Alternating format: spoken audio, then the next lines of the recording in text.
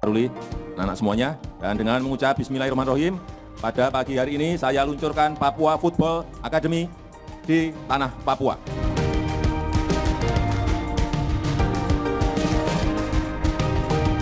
PT Freeport Indonesia.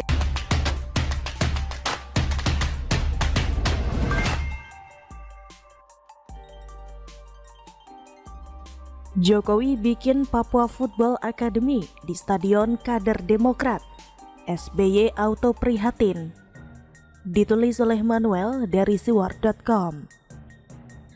Presiden Joko Widodo datang ke Papua, meresmikan sebuah akademi sepak bola, yakni Papua Football Academy. Dia meluncurkan Papua Football Academy di Stadion Lukas NMB yang ada di Jayapura. Kita tahu bersama-sama bahwa Stadion Lukas NMB adalah stadion yang diresmikan oleh Gubernur Papua saat itu. Dia adalah kader dari Partai Demokrat yang sempat lari ke Papua Nugini. Dalam hal ini saya harus mengakui bahwa gerakan Presiden Joko Widodo sangatlah cerdas dalam membangun narasi bahwa ada pertandingan yang cukup cerdas dan begitu timpang antara Papua dan Hambalang. Proyek olahraga terbesar yang sempat diwacanakan di era Presiden Susilo Bambang Yudhoyono adalah proyek Hambalang.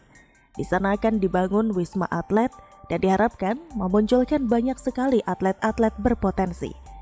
Tapi ternyata yang muncul adalah koruptor-koruptor yang ditangkap. Wisma Hambalang adalah sebuah rekam jejak buruk yang dimunculkan oleh presiden yang suka bawa perasaan dan sering prihatin. Presiden Joko Widodo pun akhirnya mencoba untuk mencuci mukanya pemerintahan Presiden Susilo Bambang Yudhoyono yang begitu tercoreng buruk. Orang baik ini meresmikan Papua Football Academy yang akan membentuk kedisiplinan dan karakter yang baik dari anak-anak Papua yang berpotensi menjadi pesepak bola besar di Indonesia. Presiden Joko Widodo sendiri yang membangun itu dan banyak sekali orang-orang yang bersyukur atas hal ini. Tapi pertanyaan saya, kenapa harus di Stadion Lukas yang merupakan kader Demokrat?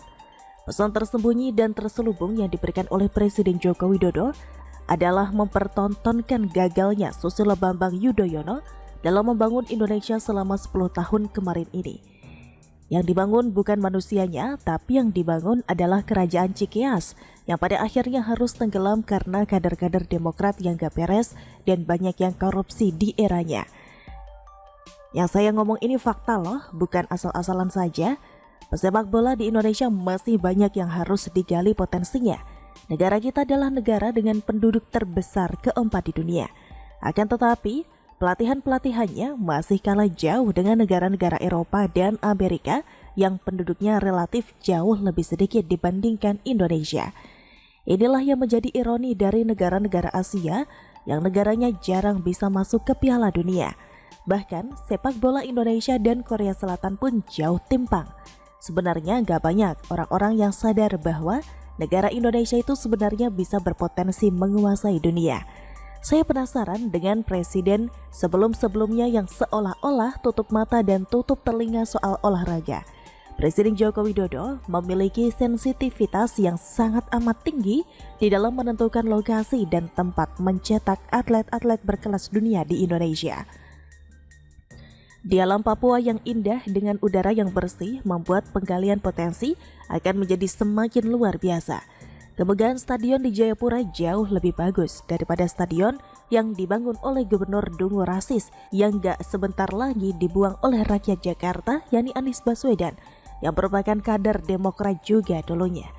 Desain besar olahraga nasional seharusnya bisa dilakukan sebaik-baiknya oleh para pemerintah daerah. Saya berharap bukan hanya latihan fisik yang dibangun di Jayapura Football Club, melainkan juga pelatihan mental yang gak sembarangan tackle orang sampai ada yang mati. Terima kasih Presiden Joko Widodo, semoga panjang umur dan sehat selalu, supaya bisa mempermalukan Susilo Bambang Yudhoyono. Bikin SBY malu dan mempermalukan orang ini dan partai-partainya sangatlah mudah. Datanglah ke tempat mangkraknya dan foto-foto di sana seperti yang dilakukan oleh Presiden Joko Widodo. Langsung auto nangis dan bikin album baru mungkin. Bagaimana menurut Anda? Katakan pergub itu dibuat gubernur sebelum Anies, yakni Basuki Cahayapurnama alias Ahok. Namun Anies juga ikut menggunakan pergub itu untuk proses penggusuran. Contohnya dalam kasus Pancoran Gang Buntu 2, Pancoran Jakarta Selatan, kemudian Kebun Sayur Ciracas Jakarta Timur,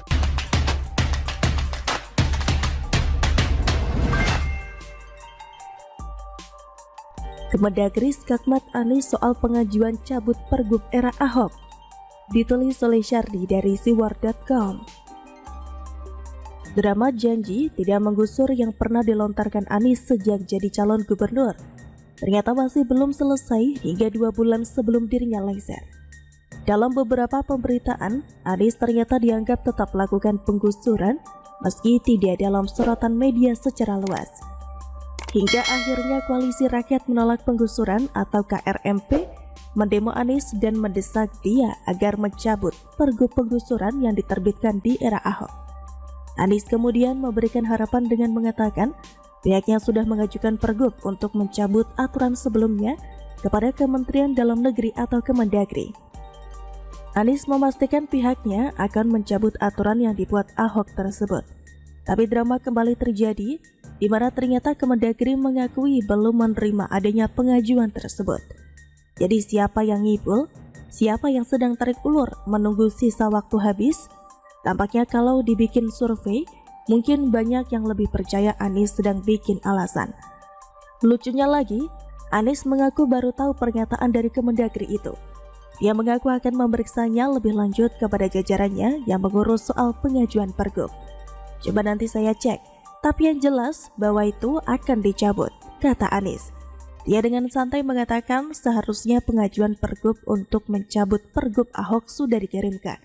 Harusnya sudah, makanya kemarin saya bilangkan harusnya sudah. Nanti coba saya cek ya, katanya. Harusnya? Enak benar ngomong seperti itu.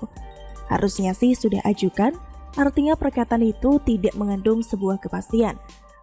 Lagi pula, ini tidak jelas apakah Anies benar-benar sudah mengajukan atau belum mengajukan, tapi pura-pura kaget saat Kemendagri bilang belum menerima. Saat Kemendagri bilang belum menerima pengajuan darinya.